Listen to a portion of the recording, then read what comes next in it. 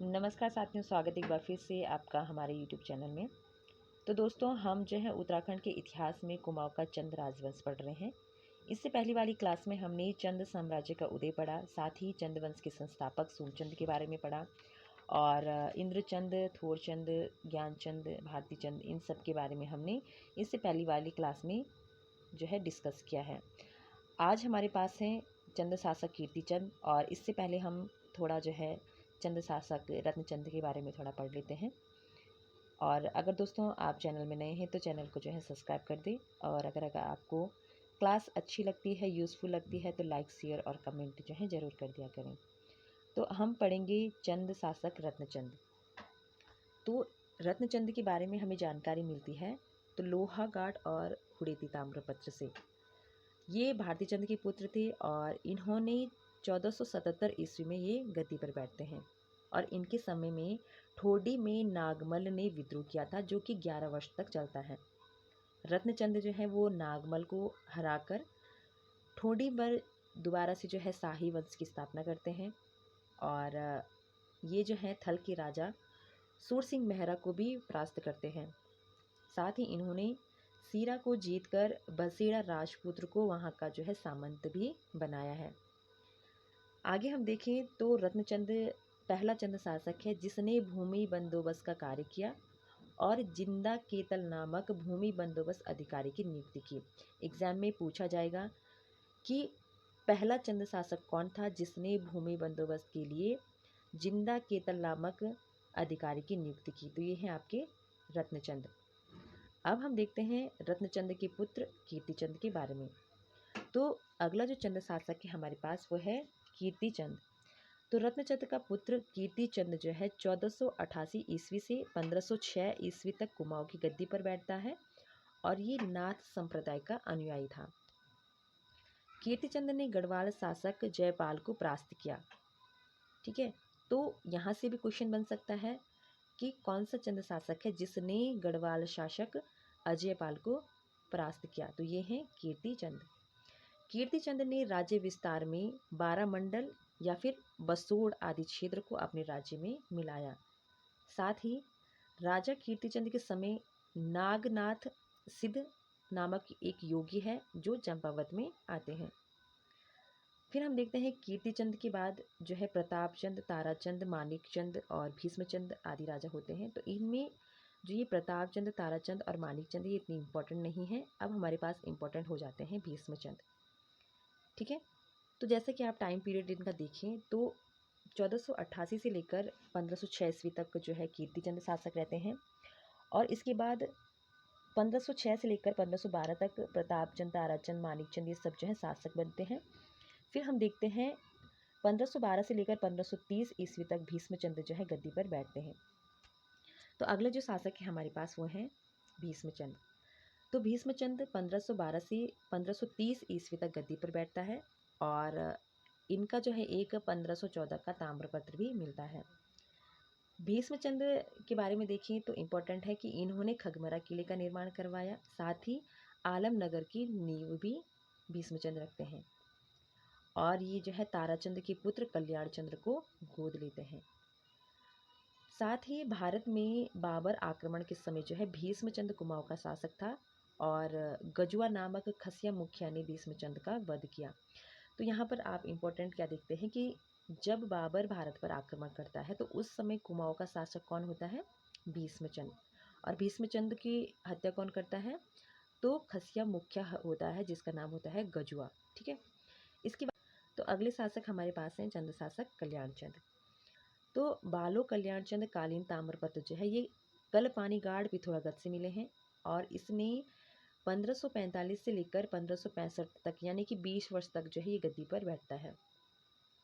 बालो कल्याणचंद भीष्मचंद का गोद लिया हुआ पुत्र है और इसकी विस्तृत विजय के कारण इसने सर्वप्रथम महाराजाधिराज की उपाधि धारण की। कल्याणचंद के समय राजधानी अल्मोड़ा पूर्ण रूप से तैयार हो गई थी और अल्मोड़ा स्थित राजधानी थी इनकी राजापुर।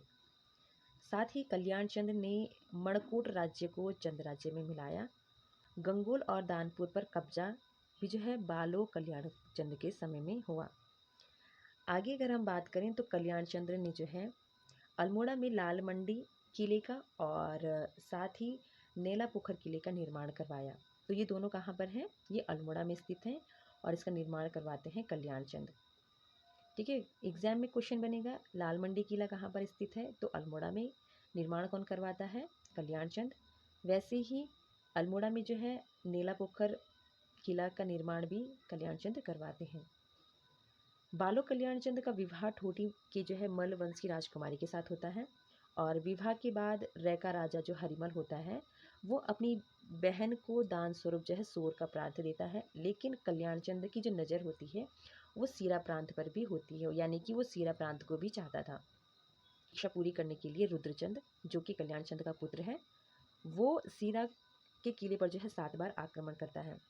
और आगे हम देखते भी हैं कि जो कल्याण चंद्र की पत्नी होती है वो वचन लेती है कि जब तक सीरा प्रांत उनके अधिकार में नहीं आता है वो सती नहीं होगी। और इसमें मदद करते हैं रुद्रचंद के सेनापति जो होते हैं पुरुषोत्तम पंत।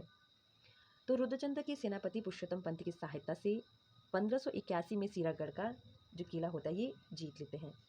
साथ ही अगर हम बात करें तो इस्लाम शाहसूर के शत्रु ख्वास खां को चंद राज्य में शरण का सही समय तो ज्ञात नहीं है, लेकिन उस समय माणिक चंद या फिर कल्याण चंद में से कोई भी शासक हो सकता है। बद्रीदत्त पांडे के अनुसार ख्वास खां ने माणिक चंद के समय कुमाऊं में शरण ली थी और बद्रीदत्त पांडे के अनुसार जो है माणिक चंद ने इस्लाम शाहसूर के शाही हुक्म के जवाब में लिखा था कि मैं उस आदमी को किस प्रकार कैद कर सकता हूँ जिसने मेरी शरण मांगी है। जब तक मेरे में दम है मैं ऐसे नीच कर्म का अपराधी नहीं हो सकता। साथ ही राजा बालो कल्याण चंद्र ने अपने शासनकाल के दौरान स्थानीय स्वायत्ता या फिर पंचायती पद्धति लागू की। महाराष्ट्र के लेखक अन्नत देव ने अपने ग्रंथ स्मृति कौतुब में कल्याण चंद्र को प्रजाहितैषी बताया है। तो ये हमने पढ़ा चंद शासक बालो कल्याण चंद्र के बारे में। इसके बाद जो होते हैं उनके पुत्र शासक बनते हैं रुद्रचंद जो कि 1565 से लेकर 1597 ईस्वी तक जो है गद्दी पर बैठते हैं और ये जो है 45वें नंबर के चंद शासक होते हैं। तो रुद्रचंद के बारे में पढ़ने से पहले हम पढ़ते हैं जो उसका सेनापति होता है पुरुषोत्तम पंत। तो अब हम देखते हैं पुरुषोत्तम पंत के बारे में। तो पुरुषोत्तम पंत रुद्रचंद का सेनापति था जिसका उपनाम पुरखू पंत था जो कि मूल रूप से पिथौरागढ़ का निवासी था। पुरुषोत्तम पंत को कुमाऊं इतिहास का रॉबर्ट ब्रुस कहा जाता है। पुरुषोत्तम पंत मराठी ब्राह्मण जयदेव के पुत्र थे।